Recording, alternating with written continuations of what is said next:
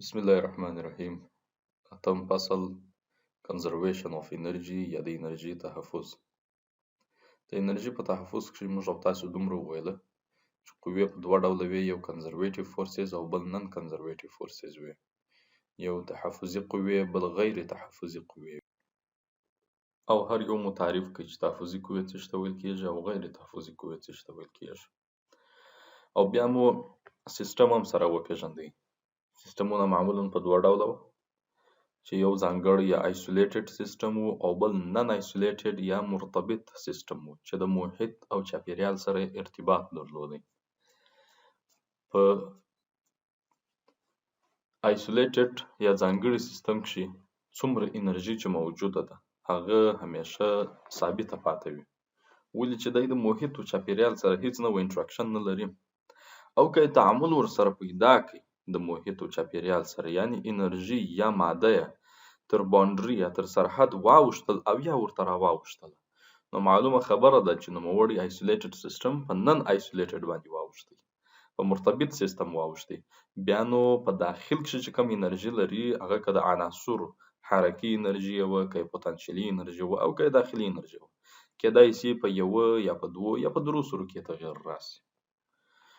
خو دغه فارموله ده توپیر د حرکي انرژي جمع توپیر د پوتنشلي انرژي جمع توپیر د داخلي انرژي د دې درو سرو مجموعه که مساوي په صفر سوله، نو دا معنا لري چې جسم آیسولیټډ یا هم ځانګړی، یا په بل عبارت د دوی انرژي کنزرو یا هم محافظه ده.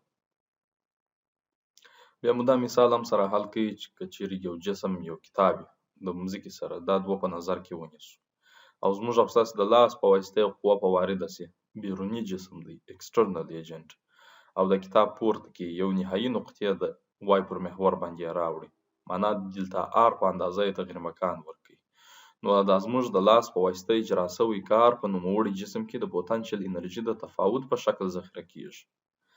ایکسټرنل ورک خارجي کار چې دلته زموږ او ستاسو لاس اجرا کوي مساوي کیږي په د جسم نهایي پوتنشل انرژي منفي د جسم هغه لومړنۍ پوتنشل انرژي چې د درلودونکې د وای آی پر محور باندې وه، وای آی په نقطه کې.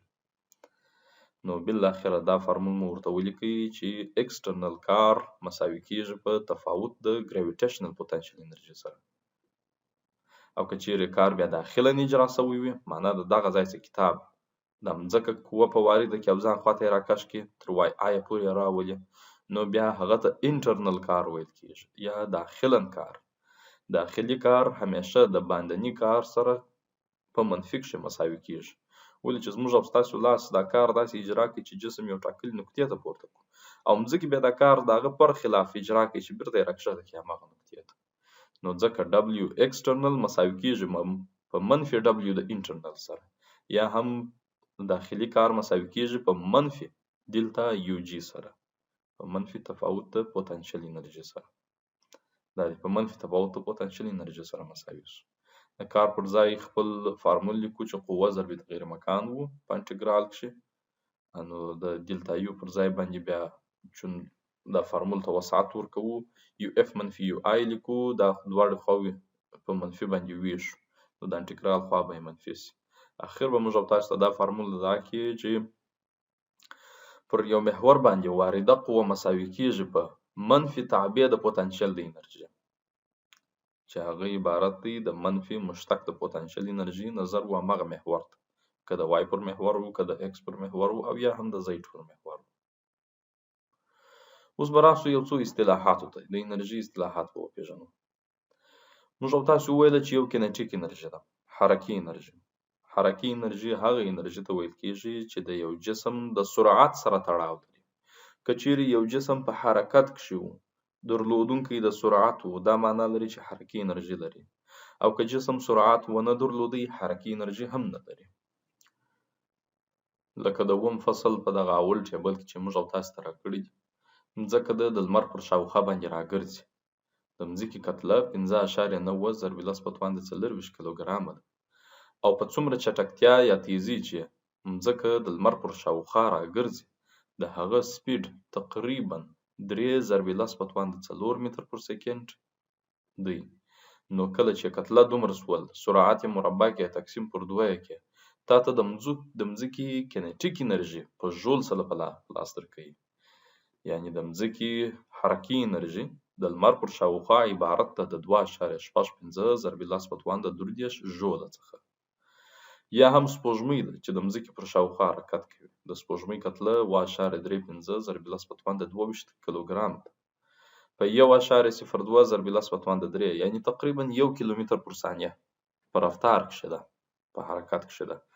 نو کله چې د هغه سپیډ مربع کې په کتلې کې ضرب کې او تقسیم پر 2 کې، موږ او تاسو ته به د سپوږمۍ حرکي انرژي په لاس راکړي چې د لمر په شاوخوا راګرځي. هذا القياس راکټ که چېرې موږ او تاسې د تیښتې په سرعت سره پرتاب کو، د راکټ معمولا کتله 500 کیلوګرامه یعنی نیم ټن یې، کېدای شي تر دې زیاته کېدای شي کم وي، خو دا یو داسې ایوریج قیمت نیولی دی. او په د اسکیپ سپیډ یا د تیښتې چټکتیا د مځکې پر سر باندې چې محاسبه شوې ده 1.12 ضرب لس په توان د 4 ده. که چېرې یو جسم په 11 کیلومتر پر ثانیه باندې د مځکې څخه پرتاب کې، نو دا معنا لري چې دی کولی شي چې د مځکې د جاذبې څخه ووځي. همدغه یو سپیډ د دې باعث کېږي چې دی دغه څخه وباسي، د مځکې د جاذبې څخه وباسي. نو درلودونکی د 3.14 ضرب لس په توان د 10 ژوله انرژي وي. رننګ اتلیټ هغه کس چې ځغلي په یو لوبه کښې، دا د لوبې مسابقه کوونکی د ځغاستې په وخت کښې. stone dropped from 10 meter یو ډبره چې د 10 متره ارتفاع څخه راولویږي، فرض مثال 1 کیلو کتله لري، په 14 متر پر سکند باندې پرتابیږي، د حرکي انرژي 9 ژوله ته رسیږي د 10 متري ارتفاع چې دی پرتاب شي. په اول سر کې سپیډ دونې نه دی، وای هغه وخت چې د سپیډ یا چټکتیا 10 متر پر سکند ته رسیږي، نو په هغه وخت کې به انرژي 3.15 کیلو ژوله وي. دغه رقم د نور شیان راکړي دي. نو دا و حرکي انرژي. بل پوتنشلي انرژي ده. پوتنشلي انرژي معمولا د اجسامو په خواصو پورې اړه لري. determined by the configuration of the system.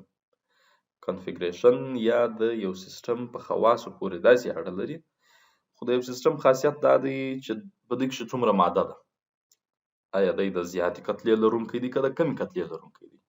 که چېرې د زیاتې کتلې لرونکی و، نو خو معلومه خبره ده چې پوتنشل انرژي هم زیاته ده، او که کتله یې کمه وه، نو پوتنشل انرژي هم کمه ده. دوهم کنفیګریشن یا دوهم خاصیت یې د یو ټاکلې نقطې څخه فاصله ده یا واټن یا ارتفاع ده. که چېرې د مځکې پر سطح باندې یو جسم پروت وي او همدغه جسم د مځکې د سطحې څخه راواخوا یو څه یې لوړوو یې، دا د لوړولو په حالت کښې دته پوتنشل انرژي ور معرفي کوو. یعنې دلته پوتنشل انرژي په ارتفاع پورې هم اړه ودرلوده. او دریم خاصیت چې پوتنشل انرژي اړه پر لري، هغه د جاذبې قوه ده. د مځکې پر سر باندې فرضاً زموږ په لاس کې یو لپټاپ دی، 1 متر په ارتفاع سره د لپټاپ نیولی دی، دا یو رقم پوتنشل انرژي لري. کله چې د هغه لپټاپ راواخې د لمر په سطح باندې ودرېږي، په 1 متر کې ونیسي، ورې بیا پوتنشل انرژي اضافه کېږي. که څه هم ارتفاع په دواړو کې 1 متر ده او هم د هغه لپټاپ دی فرض مثال 1.5 کیلوګرام دی کتله، لیکن په لمر کې جاذبوي قوه زیاته ده په پرتله د مځکې، په مځکه کې جاذبوي قوه کمه ده، نو ځکه بیا پوتنشل انرژي هم نظر بلې سیارې ته کم راځي. نو دا درې شیان دي چې پوتنشل انرژي باندې مستقیمه اغیز اچوي. او دغه درو سرو خواصو د اتحاد څخه او د دې د ضرب څخه پوتنشل انرژي په وجود راغلې ده، چې دې ته ګراویټیشنل پوتنشل انرژي یا هم جاذبوي ذخیروي انرژي ویل کېږي. موږ او تاسو فقط 2 نوعه ذخیروي انرژیانې ویل دي، چې یو جاذبوي ذخیروي انرژي ده او بل الاستیک یا ارتجاعي ذخیروي انرژي ده. دا ګراویټیشنل پوتنشل انرژي ده، جاذبوي پوتنشل انرژي چې معمولا په یو جی سره ښودل کېږي، او بل هم الاستیک پوتنشل انرژي ده، ارتجاعي پوتنشل انرژي چې په یو اس سره ښودل کېږي. یو اس الاستیک پوتنشل انرژي داسې تعریفېږي چې 1/2 کې ایکس مربع، کې ثابتې فنر دی، ایکس ډسپلیسمنټ یا تغیر مکان دی چې هغه مربع کېږي. دا موږ او تاسو د کار د فارمول له جنس څخه پیدا کوای شو په ټول فنر یا ارتجاعي اجسامو کښې. او بل یو دریم نوع انرژي چې موږ او تاسې لرو هغه ته انټرنل انرژي ویل کېږي یا د اجسامو داخلي انرژي. د داخلي انرژي سروکار معمولا د سیستم د تودوخې سره د سیستم د حرارت سره خو دا چې انټرنل انرژي خو دې څه شي د ټمپریچر څه شي دی دا دوه یو څه توپیر سره لري. دا به ان شاء الله په دوم فزیک سره ووایو. نن آیسولیټډ سیستم او آیسولیټډ سیستم یو څو ځانګړتیاوې فقط دلته اشاره ورته کړې ده. په نن آیسولیټډ سیستم کې انرژي کین کراس د سیستم باونډري ان ا ورايټي اف ویز.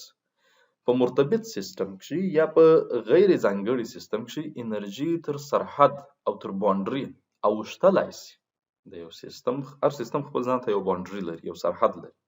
تر هغه سرحد په مختلفو طریقو سره انرژي اوښتای او راوښتلای شي. Total energy of the system changes. کلی انرژي د یو سیستم کولای شي چې تغیر وکړي.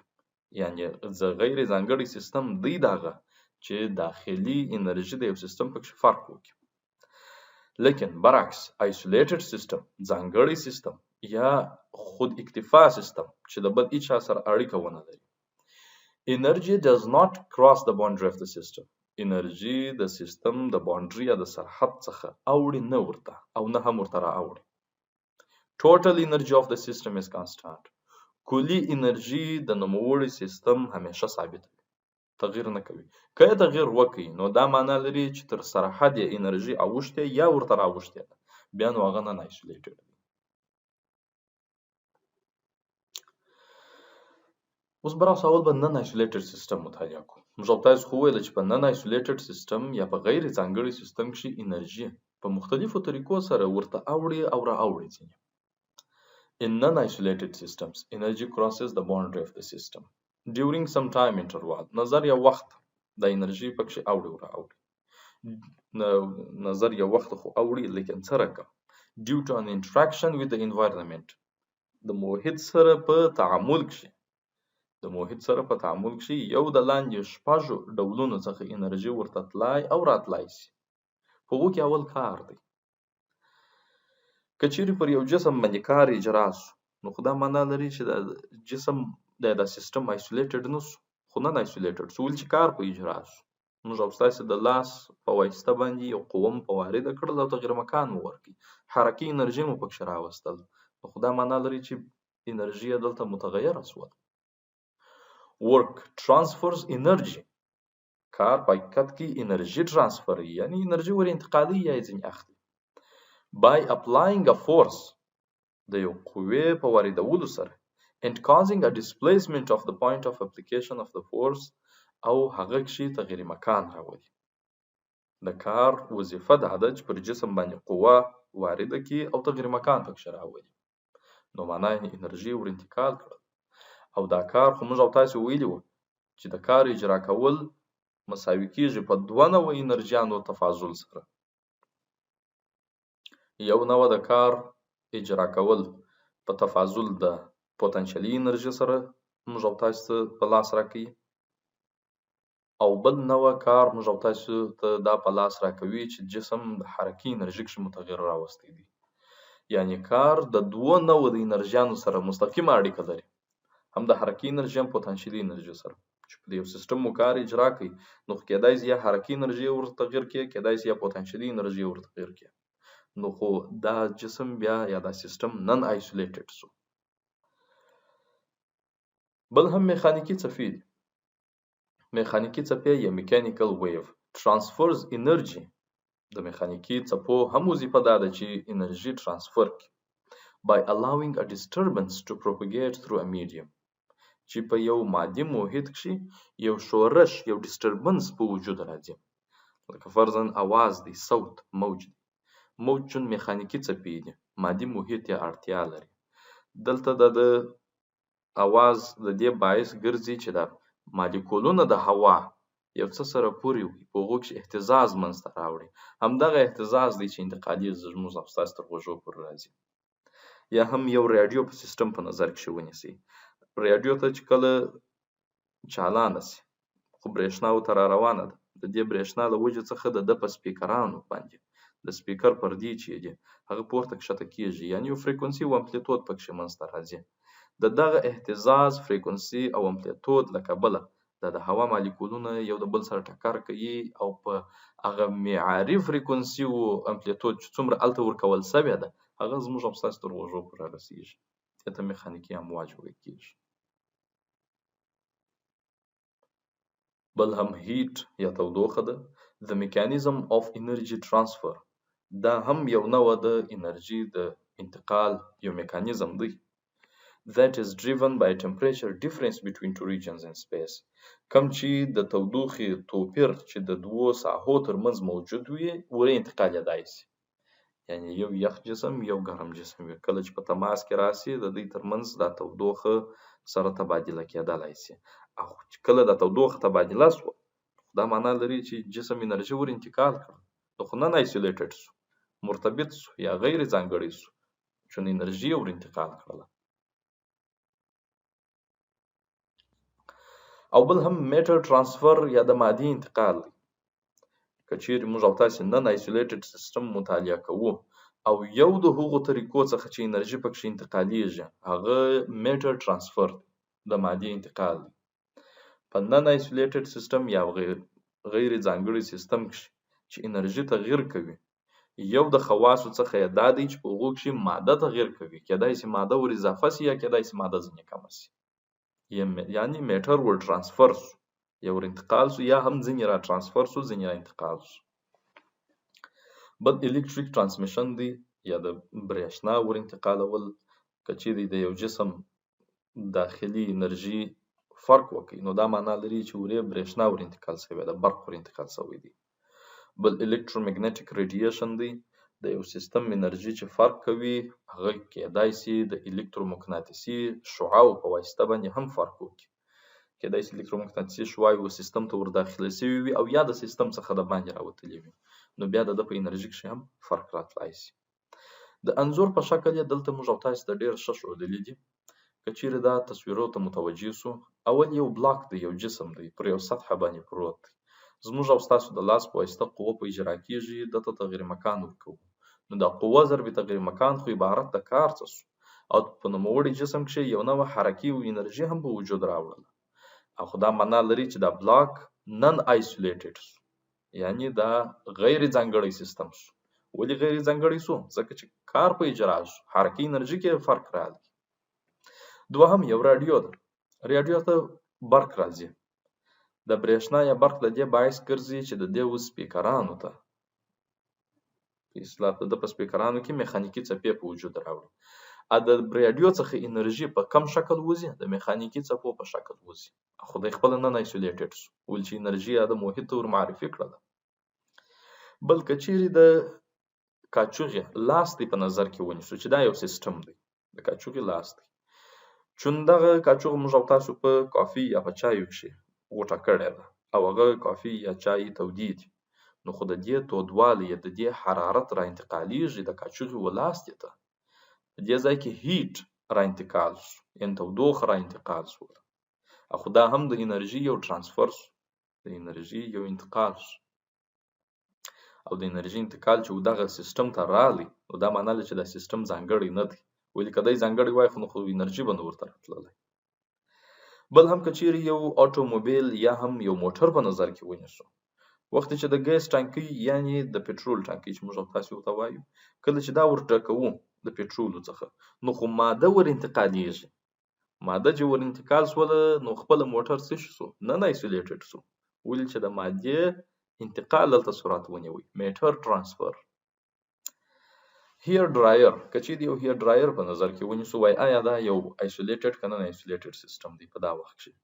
هیر ډرایر معنا یې د وریښتانو وچوونکی چې دا پلک دی یې ورکوي، ساکټ ته یې ورکوي د پلک یې خو برېښنا په دې ځای کې جریان پیدا کوي. د برېښنا جریان د دې باعث کېږي چې هیر ډرایر کښې دننه دلته حرکات د پکې په وجود راوړي، معنا یې انرژي ورته را انتقال شوله د برېښنا د خوا څخه نو دا خپله چې ښه شو نن آیسولیټډ سیستم شو. بل هم الکترومقناطیسي شعاعې وي. د الکترومقناطیسي شعاعو په شان باندې کله چې یو ګروپ ولګېږي نو خو برېښنا راځي دته، برېښنا دته راغله، اوس د انرژي څه رقم معرفي کوي انوایرنمنټ یا چاپېریال ته، د الکترومقناطیسي شعاعو په شکل باندې یې معرفي کوي.